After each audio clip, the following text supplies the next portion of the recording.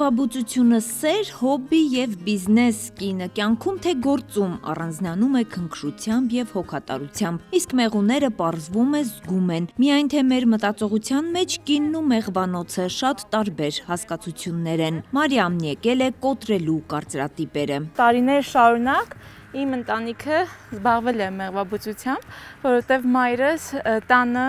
բնական դեղամիջոցներ է պատրաստել մեղրով, ու քանի որ դժվար էր գտնել բնական մեղր, մեզ համար այսպես ասած լաբորատորիայի կարիք չկար։ Եթե դեղը չէր օգնում,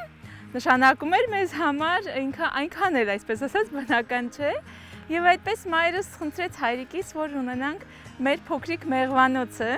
Մեղուներն ասում է դաստիարակված են, բայց ապահովության համար հատուկ համազգեստով ենք մոտենում։ Սա ծխարար է, այսպես մենք ասում ենք ծուխտար, սրանով հանգստացնում ենք մեղուներին մինչև փեթակը բացելը, բնական ռեակցիան է իրենց մոտ զարգանում, կարծում են թե հրդեհ է եւ սկսում են իջնել փեթակի ներքև եւ պաշտպանվել։ Սա արկանոցն է, այստեղից մեղուները դուրս ու ներս են անում։ Հիմա մի փոքր, մի քիչ հեռվից ծուխ եք տալիս հենց այստեղից։ Հիմա բացում ենք։ Այս գործը շատ խնամք եւ ուշադրություն է պահանջում, ասում է զրուցակիցս։ Հաճախ մարդիկ կարծում են, թե գործընթացը պարզ է, մեղուներն ինքնուրույն ստեղծում են մեղր եւ վերջ, բայց նրանք երեխայի նման են, մի քիչ անուշադրություն եւ տեղի կունենա անդառնալին։ Եղբայրս է մեր գլխավոր մեղվաբույծը, ընթացիկ եմ սովորել մեղվաբույծությունը, դրա հետ մեկտեղ նաեւ որոշեցի, որ պետք է ավելի գրագետ կրթվեմ եւ սովորել եմ մեղվաբուծության գիտակրթական կենտրոնում եւ ունեմ դիպլոմ։ Մեկ մեղվանտանիքում կա 60,000-ից մինչեւ 80,000 մեղու, որը բաղկացած է բոռերից, մայր մեղվից եւ աշխատավոր մեղվից։ Մարիամն առաջին անգամ կորոնավիրուսային սահմանափակումների ժամանակ է հետաքրքրվել մեղվաբուծությամբ, իր մասնագիտություններին միացնելով եւս մեկը։ Ես բացեցի սոցհարթակներում պաշտոնական էջեր իմ մեղր անունով եւ սկսեցի մարդկանց իրազեկել մեղրի օգտակար հատկությունների մասին։ Մինչ այդ մեր մեղրը երբեք բրենդավորված չի վաճառվել, տարա ինչպես բոլորը։ Հայկական բնաշխարհը հիանալի է մեղվաբուծության համար։ Գարնան առաջին օրերից մեղուները տեղափոխում են Արարատյան դաշտ, հետո Ջրվեժ, Դիլիջան, Հրազդան ու Վարդենիս։ Հետագիծն ըստ ծաղիկների սեզոնայնության է, իսկ արդյունքը բազմածաղկի անմահական մեղրն է։ Որպես բիզնես այն մեծ ներդրումներ է պահանջում, բայց մեր երկիրը մեղվաբուծության լուրջ պոտենցիալ ունի, ասում է Մարիամ Սարգսյանը։ Ցանկացած սկսնակ բիզնեսին ժամանակ է պետք, որպեսզի տեսնեն քաղեն արդյունքները։ Ես ինքս դեռ այսպես ասած ցանում եմ, բայց ես այդ քաղելու մեծ ակնկալիքներ ունեմ,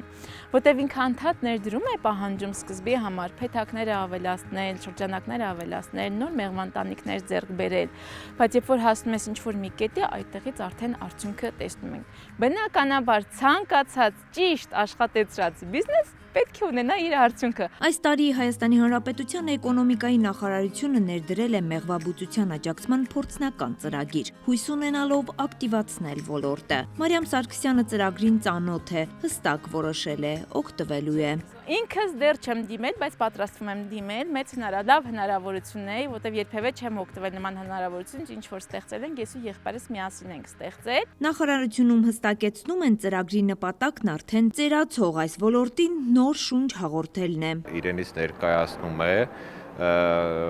մեղվաբուծությամբ զբաղվող տնտեսվարողների աջակցման մեխանիզմ, որի շրջանակներում տնտեսվարողները կարող են, մեղվաբուծությամբ զբաղվող տնտեսվարողները կարող են զբաղվել եւ ձեռք բերել 10 փեթակից մեղվանտանիքով մինչև 50 փեթակ մեղվանտանիքով ծրագրից աջակցման մեխանիզմներից օգտվելու համար։ Նախապայմանն իրավաբանական անձի կարգավիճակ ունենալն է, անհրաժեշտ փաստաթղթերի ցանկը ներկայացված է կառավարության համապատասխան որոշման մեջ։ Հետաքրքրվածությունը բավականին մեծ է, նախարարությունը եւ օպերատիվ ձևով իրականացնում է խորհրդատվական աշխատանքներ եւ բացի դրանից նաեւ տնտեսվարողներին տեղեկացնում է ծրագրի բաղադրիչները, ծրագրից օգտվելու ուղղությունները եւ ունենք բավականին մեծ դիմում հայտեր ծրագրի շրջանակներում մեղվափետակներ եւ մեղվա ընտանիքներ ձեռք բերելու նպատակով։ Ըստ ծրագրի, մեկ մեղվափետակը մեղվա ընտանիքով ձեռք բերելու համար սահմանված է առավելագույնը 80,000 դրամ գումարի սահմանաչափ, որի 50%-ը կփոխհատուցի պետությունը։ Առաջնահերթությունը տրվում է երիտասարդ ընտանիքներին, կանանց,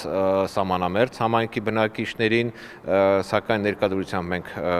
հələ որ այդ խնդիրը չունենք, հարկ եղած ժամանակ, եթե տեսնենք սահմանափակումը կմոտենա իր առավելագույն քանակին, նոր կիրականացվի նման մոտեցում։ Ընթացակարգը բարդերից չէ, փաստաթղթերի ուսումնասիրությունից հետո կիրականացվի մոնիթորինգ։ Կհամարակալվեն ձեռք բերվող մեղվափետակներն ու վարչության կողմից կիրականացվի մշտադիտարկում։